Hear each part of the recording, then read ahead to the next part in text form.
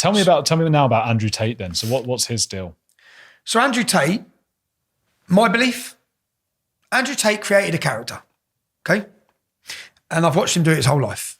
I've watched him do it since no one knew who Andrew Tate was. Before he was Top G, he was Mr. Plenty. Before he was Mr. Plenty, he was someone else. He always tried this. He's a very clever man and a dedicated man.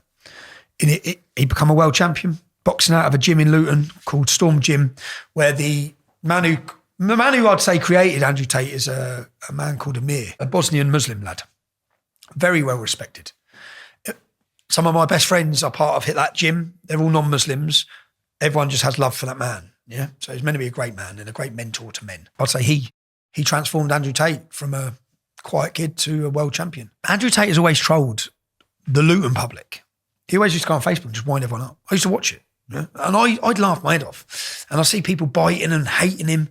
He didn't care. He was controversial before anyone knew he was Andrew Tate. He'd go on, it was Mother's Day. He said, what'd you do for Mother's Day, lads? Tell me what you all done for Mother's Day. If you bought your mum flowers, if you sent her chocolates, if you rang her up, said you love her, sent her a message, he said, you're a f***ing wank and you're a failure of a son. Yeah. He said, you know what I done? I said, Mum, how much do I earn a year? She said, 20 grand, 25 grand. He goes, I sent her 10 years wages. I said, take 10 years off. He goes, you're all losers. Yeah. You should be like me. Yeah. And I'm crying my eyes out reading it. And I'm watching everyone go mental because he covered everything everyone had done. Yeah. He's just taking a piss. He's baiting them. He likes it. He loved it. Yeah. Right? Before he was Cobra Tate, he loved it. And then I've watched him talk and I know who he is and where he grew up and I know the circles he was in. I know he's never been involved in drugs or drug dealing, yeah, or on that level of street life. Yeah, I know he hasn't. But I've seen him talking about it. I thought, what were you doing, bruv? Like, why would you be doing that? But he was creating this persona of a character which would benefit him financially in the long run.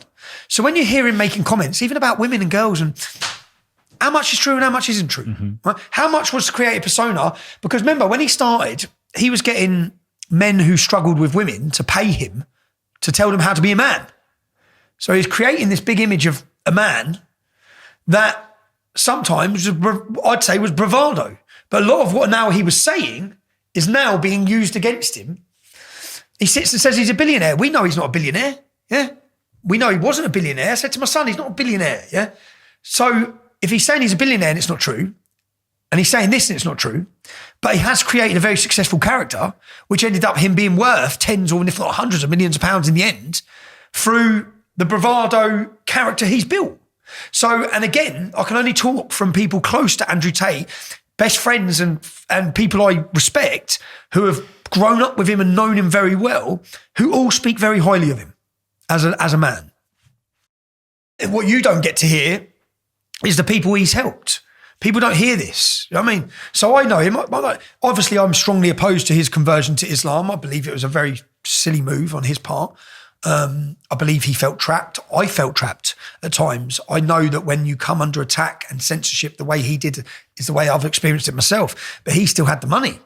So they couldn't stop him. Mm-hmm. He had the ability to continue. I suppose the problem with the idea of him just being a character is the allegations around transportation of women and underage women and also some of his gloating, whether it's real or not, has been about underage like girls, hasn't it? Well, I've seen some of the clips recently, yeah.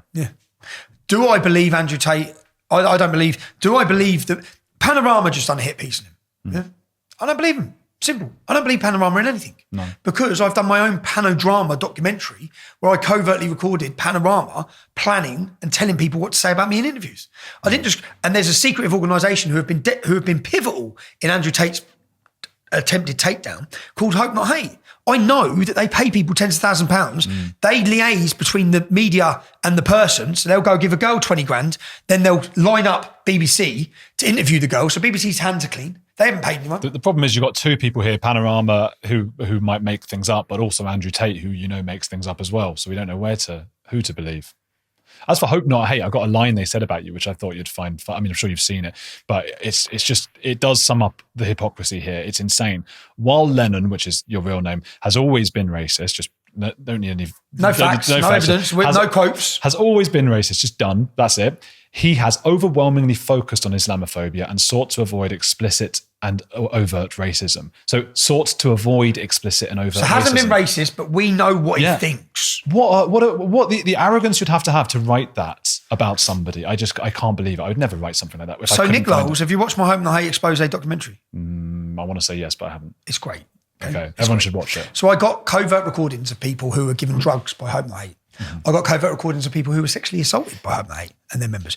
Home and Hate are the cabal and the deep state.